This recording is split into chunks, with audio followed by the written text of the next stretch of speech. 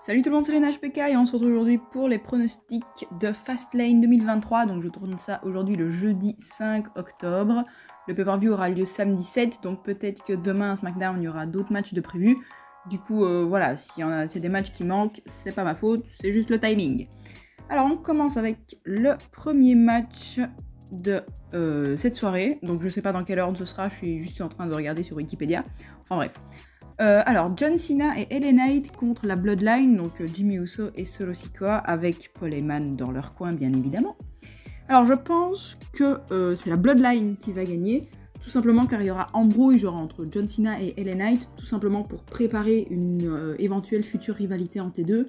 Tout ça pour mettre en avant LA Knight, et voilà, peut-être pour qu'il aille défier un des deux champions par la suite. Donc voilà, pour ce match, je pense que c'est Jimmy Uso et Solo Sikoa qui vont l'emporter. Ensuite, Io Sky contre Asuka et Charlotte Flair pour le titre de la WWE. Alors, malheureusement, je pense que c'est Charlotte Flair qui va gagner sur ce coup-là et récupérer le titre qu'elle avait donc perdu à WrestleMania. Voilà, je pense qu'ils vont la faire gagner à nouveau pour qu'elle ait 15 titres de championne. C'est dommage parce que je trouve qu'Io Sky a quand même un bon règne, malgré tout, et un bon premier règne en tout cas. C'est sûr que c'est pas la plus crédible en ce moment, surtout qu'elle se fait quand même beaucoup aider par Damage Control et tout. Mais voilà, pour être un premier règne de championne, je trouve qu'elle se débrouille pas mal. Et voilà, à mon humble opinion, elle aurait dû continuer à être championne pendant encore un temps, mais je pense que ce sera Charlotte qui remportera le titre. Ensuite, la LWO, donc Rey Mysterio, Santos Escobar, avec soit Joaquin Wilde ou Cruz del Toro, contre Bobby Lashley et les Street Profits, donc Angelo Dawkins et Montez Ford. Alors, sincèrement, je m'en fiche un peu de ce match. J'aurais préféré un match de championnat pour le titre des États-Unis. Encore une fois, Rey Mysterio contre Santos Escobar, avec Santos Escobar qui devient heel. Mais bon, ça je pense que ça va arriver, mais plutôt à SmackDown. Du coup, c'est vrai que ce match-là, j'en vois pas trop l'utilité de mettre ça en pay-per-view. À SmackDown, oui. Mais là, comme ça, dans un grand pay-per-view, dans un grand événement, je trouve que ça a pas trop sa place. Même si, à mon avis, ça va servir pour mettre en avant les Street Profits, qui jusque-là, ils sont revenus, mais puis voilà, Bobby Lashley a failli les lâcher, puis il a dit non, c'est bon, finalement je reste avec vous. Donc je comprends pas trop où elle va cette histoire. Moi je pensais qu'ils allaient genre monter en flèche et que ça allait continuer, et pas qu'il y ait des hauts et des bas, parce que là comme ça sert un peu à rien. Du coup voilà, je pense que c'est Bobby Lashley et les Street Profits qui vont gagner, et peut-être qu'ils vont aller chercher les titres. En fait j'espère que les titres par équipe seront séparés, donc que ceux de SmackDown iront à SmackDown et ceux de Raw à Raw. Donc peut-être que vu que le Judgment Day fait quand même des allers-retours avec les titres, peut-être que voilà, les Street Profits vont les défier uniquement pour les titres de SmackDown. Et ça franchement ce serait bien. Comme ça on aurait à nouveau de la compétition à SmackDown pour les équipes. Parce que oui, donc même si les champions peuvent aller dans les deux shows, c'est quand même pas pareil quoi.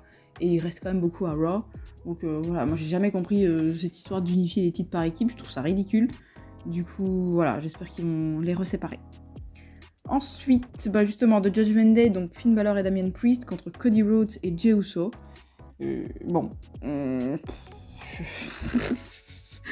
Sincèrement, ce match, il est sorti un peu de nulle part, hein, on va pas se mentir.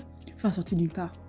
C'est sûr que ça fait des mois et des mois que ça dure cette rivalité avec Cody Rhodes, Sami Zayn, Kevin Owens contre le Judgment Day avec les titres et tout. Et là, Jey Uso qui se ramène à Raw, et du coup, il aide aussi ses potes, même si Kevin Owens l'aime pas. Mais de là, à les mettre dans un match de championnat pour les titres par équipe, j'en vois pas en fait l'intérêt, parce que c'est pas une vraie équipe, quoi, Cody Rhodes et Jey Uso. Donc si c'est juste uniquement pour les remettre un peu en avant, parce que c'est vrai que là, c'est des main eventers tous les deux, mais ils ont pas de titre. Donc ça sert un peu à rien quoi, j'ai l'impression qu'ils tournent en rond avec ça. Et j'espère qu'ils vont quand même pas gagner, parce que j'aime pas trop quand c'est pas les vraies équipes qui ont les titres par équipe. Je pense que ça devrait être réservé aux vraies équipes. Voilà. Du coup j'espère que Judgment Day va garder ses titres. Surtout que au début je me suis dit, vu que Dominique a perdu sa ceinture à No Mercy, Judgment Day va aussi perdre à Fastlane et ce sera un peu le début de la fin pour le Judgment Day.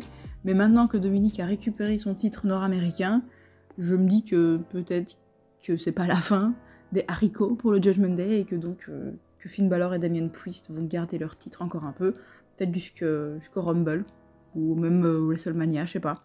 En tout cas, moi j'attends toujours que Damian Priest cache sa mallette, hein. Elle est toujours là, l'ombre de la mallette.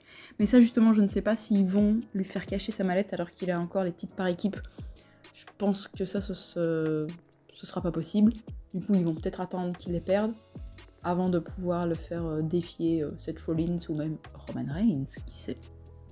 Et à propos de Seth Rollins, donc, Seth Rollins contre Shinsuke Nakamura dans un Last Man Standing match pour le titre de champion du monde poids lourd.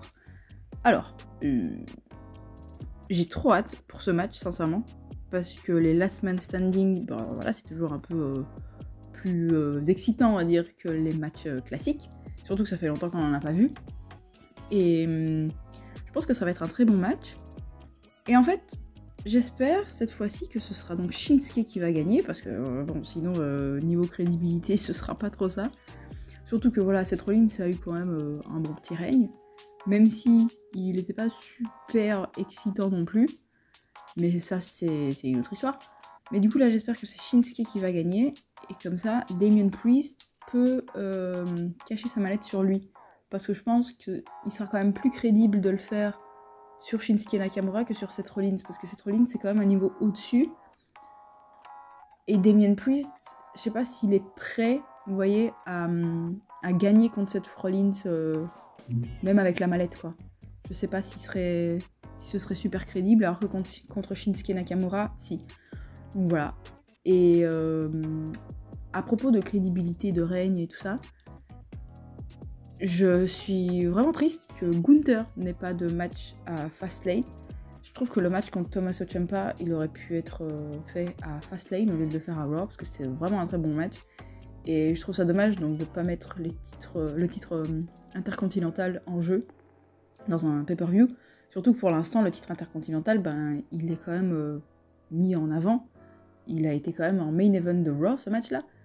Et Gunther est incroyable. Je trouve qu'il a une aura de champion, mais exceptionnelle. Je trouve qu'il est encore plus crédible que Seth Rollins, pour le coup. Je pense que c'est le champion le plus crédible après Roman Reigns. Franchement.